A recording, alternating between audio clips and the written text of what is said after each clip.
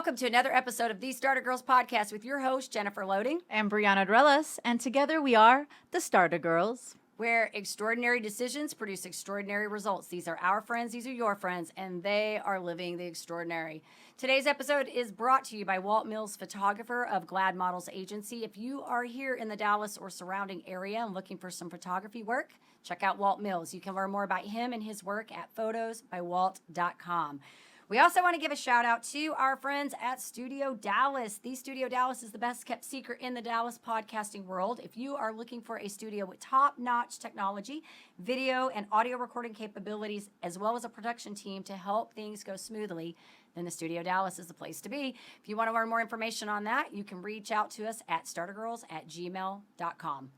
And head over to our website at startergirls.com with a Z and pick up your free gift. We have a really great printable there for you where you can help or start looking at up-leveling your decision-making skills. We want to be in touch with you outside of this podcast as well, so head over to the startergirls.com and pick that up today. It's a great file too. Oh my gosh, it is.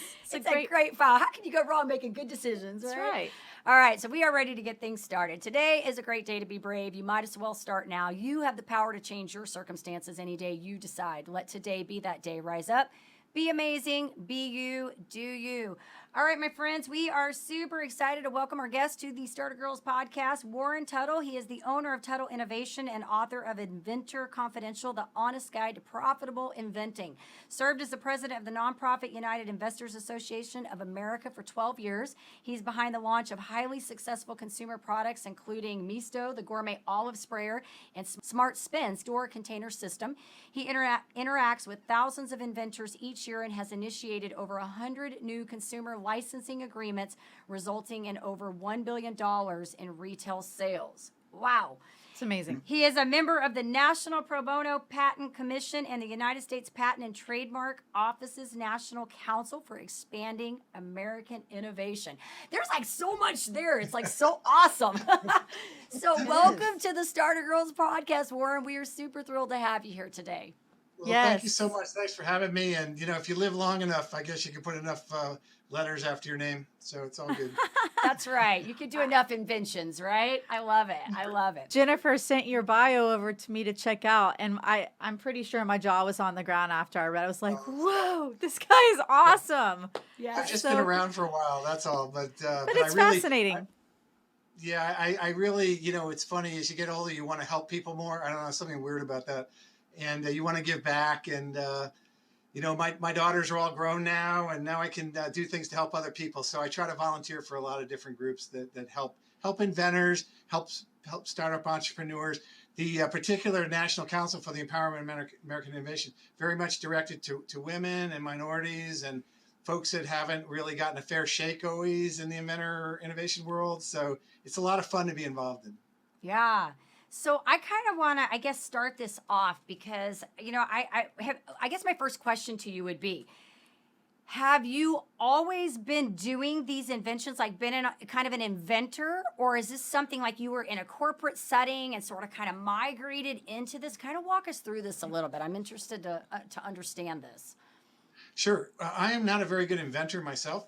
I've dabbled in it. I've done a few things which haven't worked particularly well. Where I came from was I was a buyer in New York City at a department store. So I have a skill set for finding new products, setting prices, bringing in goods, working with fulfillment centers, marketing, advertising, pricing, all the things that taking a product to market.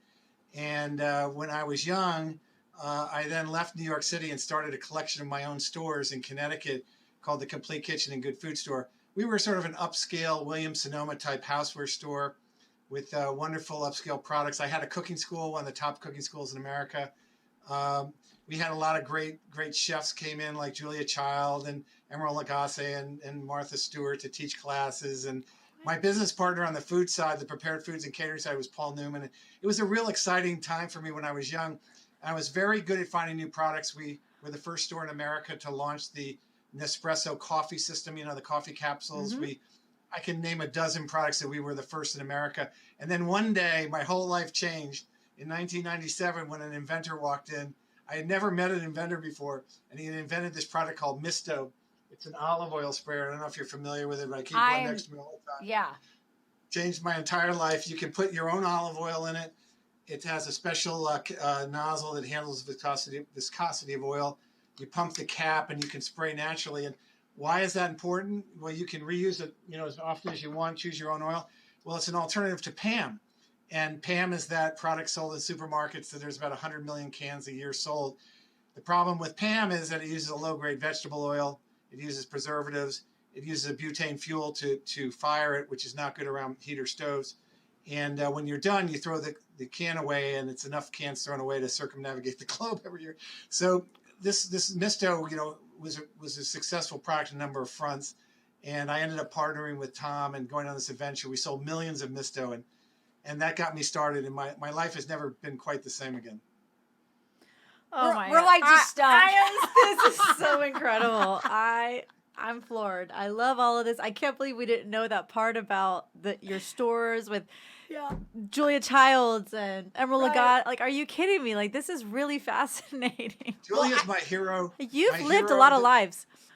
I've lived a lot of lives. That's true. But Julia's my hero. She's my favorite person of all time. But I got a chance to meet her many, many, many times. And I don't know if you ever saw that movie, Julia and Julia, but the Julia never met her. And I always felt bad for her because Julia Child was an amazing person. But I've been in the food business and for a long time. So it was a great segue for me to then get into the inventor world. This is so awesome. Well, and I think the reason that we're both like shocked, because we were just talking about this. Normally, when we bring guests on the show, one of us has a conversation, like we find out a little bit before. But my friend Andrea, whom I'm assuming you work with, had sent Warren's information to me, and she just sent the bio clip to me. And she says, "Hey, I have a recommendation for your podcast." And I said, "Just get him scheduled to get on. Just get him on." Well, you guys are busy. You have lots going on. Right. Well, I was just impressed. I already looked at the bio. I was like, we got enough information. It looks good. Get him on the show. So that's why we're like, we did not even know this. I know. It's so fun to get to know people, fascinating people like you who have done so many things, but also for us, just to learn from as well, because you were on this path. You were very, very successful in what you were doing. And then even with that, you shifted gears. I had a life shift, and I don't know if you ever read the book Blue Ocean Strategy, but it talks about shifting your business and so forth. And and where that led was I ended up selling all my stores, and I ended up getting in the inventor help world, and I learned a lot of good lessons, and I had a couple more hits. I also had a failure, which until you've fallen and or on your knees and have to rise again, it's you learn your lessons. And then I ended up doing an open innovation program with the largest housewares company in the United States, and I've been doing that for a long time. And I started these what we call helping the companies look outside their walls for new ideas and doing licensing agreements and partnering with inventors and stuff. And that's what I've been doing the last 15. Well, one side of me. The other side of me is I've been very involved in the nonprofit world as the president of the largest nonprofit inventor group in the country. So I try to help people, basically, is what I do. So I love it. So tell us a little bit about this book here that you've got, The Inventor Confidential, The Honest Guide to Profitable Inventing. Tell us what insights are in this book. Sure. Well, if you want more stories, they're in there. Are they in there? Okay, I love it. There's a bunch in there. I started off writing it. Someone said you should tell your story, and quite frankly, I never thought I would write a book, and it took about 2 years. It was way harder than I thought, but I never had time really to write it. But it started as sort of my story. But then I started to, you can't start writing without trying to, give people insight. And I decided to spend the first half of the book giving inventors insight of how to get to market. So if you're an inventor and you have an idea, and how do you progress with that idea? How do you turn it into something that's of value to other people? Because everybody has ideas. I know but inventors tend to have never-ending ideas, and usually you're solving a problem, or you're improving the quality of some people's lives. And the question is, can you do it for enough people to make it sort of a financial success? So I'm very fundamental, old school about the disciplines you need to do to really, if you want to be profitable, and that's the first half of the book. The second half is all about watching out for people who want to take your money, because there's a lot of people that help inventors that charge. It's very easy. It's like weight loss programs, property flipping, it's America, people come in and they make claims, and I basically give you a roadmap of what to ask before you spend your hard-earned money. And then I get into, which is the fun part for me, really a bigger innovation ecosystem in America. What I haven't mentioned so far is I've been very involved in Washington, D.C., at the U.S. Patent Office, on Capitol Hill, of not lobbying, but advocating for inventor rights and making sure we stay the most innovative place on the planet. So, and giving startup inventors a chance, because what makes America, one of the things that makes America special is our ability to invent, pursue our dreams, and turn them into something. So I talk about that and how in some ways we're losing our way and what we need to do to get back on track. So good. Amazing. And I think the thing that I really like that I think is special is that he's taking the idea and really, how do you put that out there and make it be effective? Because you're right. I don't want to say I'm an inventor, but I'm a creator. And that is the hardest part, because when he says the things going through your head, like I have an endless thought process of ideas all the time. And I'm like, what do we do with that idea? What do we do with that idea? I have to just kind of turn it off sometimes. But it's really, how do you take that invention and take it to that next level so that you can get it out there and make money on it, do something with it. So I think I think that what you're doing is clearly working, because you've done some amazing things. Well, it's a creative process like you were just describing, and inventors are not a lot different than musicians or writers or artists. They're very creative. Now, inventors tend to have a little bit more of an engineering background, mechanical by and large, but it is that creative pursuit, and then what to do with it so that you're not sidetracked. So I'm hoping hopefully you can let people know, because when people come into a new industry, they've never done it before. There's a learning curve, like anything, and we want to sort of accelerate that learning curve for people. I love it. And I also find it very helpful, probably, that you school them or educate them on the patent process, because unfortunately, there are probably a lot of people out there. It's like you have to protect that intellectual property and make sure that your idea stays intact, but also is just protected, right? So does the patent cover that protection piece, right? Well, it's a good question, and we could talk all day about it. Oh, okay. Give me the Cliff Notes. Give me the Cliff Notes We'll give answer. you the Cliff Notes. Yeah, it's supposed to. Okay, so brief history of the Patent Office. Okay, the Patent Office was the second building built in Washington, D.C. in 1792 after the White House. It was very important to the founding fathers to get an economic base for independent Americans to patent their ideas so that they could start businesses. And it was very much molded on the English patent system. And it would give individuals a fighting chance to own their own property. Basically, patent rights are property rights. It's right in the Constitution. So if you go through the process of applying for a patent and the U.S. Patent Office reviews it and they issue your patent, that patent is now property. It's just like your car or your house or your land. You own that, and nobody can supposedly violate it. And it's been the economic, the core of our economic engines ever since. Every major company started, even Google, Amazon, all with patents. What's happened though of late is a continual tinkering with the patent system. Some of the big companies now have lobbied a lot. They've changed some of the laws to weaken it a bit. But without going too much into that, which I talk about in the book, because we advocate for strong patents, yes, a patent is you have an idea, you put together the mechanical aspects of it, and then you put it in order and you apply to the patent office, and after enough review and enough time, you are issued a patent, and that property right then protects you from other people stealing it, supposedly. Got it. Very good. Very, very interesting, though. Wow. And I talk a lot about the mechanics of that, by the way. You can't really file for a patent just out of your brain with an idea. You have to kind of build them, see what's different, look up what's been done before, and search and mechanically find the answer. So there is a process to it. So I get a little boring there, but do try to explain the process to people.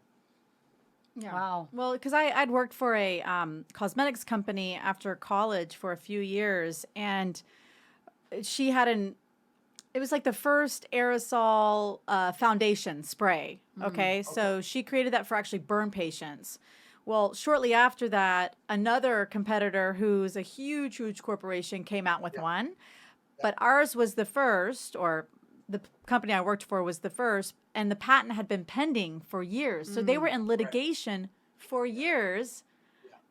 Yeah. It was tough because they're the It's small tough. company It's tough. going after the corporate company, and Yeah. you know. It's tough to defend it. It takes a lot of resources. It's not easy. So there's a number of different strategies, but that is a common tale in America what you just described. So Yeah. Wow. we have That's to keep good. vigilant. Eternal vigilance is the price of democracy. I think that was Thomas Jefferson. So good, Warren. I love it. So if you were gonna, I got a fun, I guess kind of a fun question. So if somebody was coming to you right now with an invention, like, because I think you have the gift, the eye for what to do with these things. Like once they come to you, like what's that next step? What would be the first thing you would say to somebody if they have this idea, like it's coming out, they got this idea, they're going with you. You said a lot of great things here, but what would be that one thing, that one piece of advice you would lend them? Sure. So I look at outside projects every day. I've looked at 10 or 12 today already, and I have one right here sitting here that I'm looking at. It's very interesting. I'd love to tell you what it is. It's pretty cool. But so the answer is twofold. Number one, if somebody is ready and submits to me, I'm an expert in housewares, hardware, and what we call direct response television. So those are my arenas. I try to stick to my field of what I actually know what I'm talking about. And I'm looking for certain things. Is it unique? Is it new? Has it been done before? Am I familiar with it? Does it solve a problem? Is it a big enough problem for enough people? All these things are kind of running through my mind as I'm looking. And can it be built for the right price? Can it be demonstrated? Is it, these are sort of things that run through me that I evaluate. So if somebody is far enough along to submit to me, that's sort of the review process. And I have a whole questionnaire that they fill out. It's sort of like applying to college, and I kind of sit here and look through it and review it, and then I get back to you. If you are starting from scratch, however, and you reached out to me, I would say the first step after your idea, and you have lots of ideas, is to try to narrow in on the one that you're most excited about. Having multiple ideas sometimes can be distracting. Try to focus on what you think is the most brilliant one. I have a little thing in the book I talk about. Sleep on it. Just like anything, you might be excited, go to sleep. Are you still excited in the morning? If you're not, you move on. If you're more excited, then maybe you're on the right step. But then what you really need to do is research the marketplace and vet the whole thing very thoroughly. Is there anything like it on the market? You can do a lot of this online. In non-COVID times, you can go to stores. I don't know how many hours I spent at Bed Bath & Beyond or Home Depot talking to salespeople, asking what they think of product ideas. As you hone in on what you think is particularly interesting, eventually you're going to have to build one if it's a consumer good, and there's going to have to be something mechanical about it that makes sense. So there's a whole format that you go by. So if you've done all that and you're ready to come to me and submit it, just be prepared for some of the questions I ask. If you're starting from scratch, patiently follow a protocol. Don't cut corners. Some people preach, just send your ideas in. It's fine. You need to do a little bit more than that, I found, if you really want to be successful. So good. Absolutely. I like it. We're getting an echo all of a sudden. Yeah, that is so weird. So, Warren, what's the coolest thing? Like, what other than that olive oil thing that you just talked about? What else? What's the coolest thing that you can think of that you've done, that you've helped somebody with? Well, I've done quite a few. I know. I did a product called Smart Spin. It was a lazy Susan that went on your cabinet shelf, and you could vertically stack storage containers and covers. Oh, And yeah. what was unique, I know exactly what you're and talking spin around. about. Yeah, and you could pull it out, and we, basically the shot was, on TV was you open your cabinet doors and all these containers fall out, right? And then you can't find the cover, right? And then it's like, you don't need this, and then in 1 cubic foot, you have Smart Spin, and we sold, over 12 million Smart Spins, and it was an amazing thing. We were bringing in 20 containers a day for a whole year, it was just amazing. The toss and turn pan, which is a raised head fry pan, which is over my shoulder here for sauteing. I did the odor absorbing splatter screen. Splatter screens are like the number 5 selling product in all of housewares. Those goofy little things you find on the back wall at Bed Bath & Beyond, and you put on Well, people who live in apartments that can't have range hoods and stuff use splatter screens. So this guy came along and put a carbon charcoal filter. So not only would it stop the splatter, but it would keep the odors out. And then you put it in the top shelf of your dishwasher and wash it over and over again, and it could get 600 uses. And we've sold millions of those, and I've done food huggers. There's just so many of them. So people can go on the website and check it out, Tuttle Innovation. But I think that I've been involved in so many cool projects. But I think on a macro level, though, in terms of United States, I think one of the coolest, newest things is the crowdfunding platforms like Kickstarter, Indiegogo, and GoFundMe that allow people and creators to go out and raise money. And I just am in awe. I mean, I'm usually pretty critical of everything. I'm in awe of those guys. So maybe that's two answers to your question. Hey, it's good. That's good. so cool. Well, and Yeah. I'm just impressed that you were even able to narrow it down because yes, you've done so many things. That's like asking somebody that reads a book, like what's your favorite book when they read all the time, Inventor Confidential. Inventor Confidential is my favorite book. That's right. Right. We don't even have to ask you that question. So can people purchase these products at TuttleInnovation.com or just view them?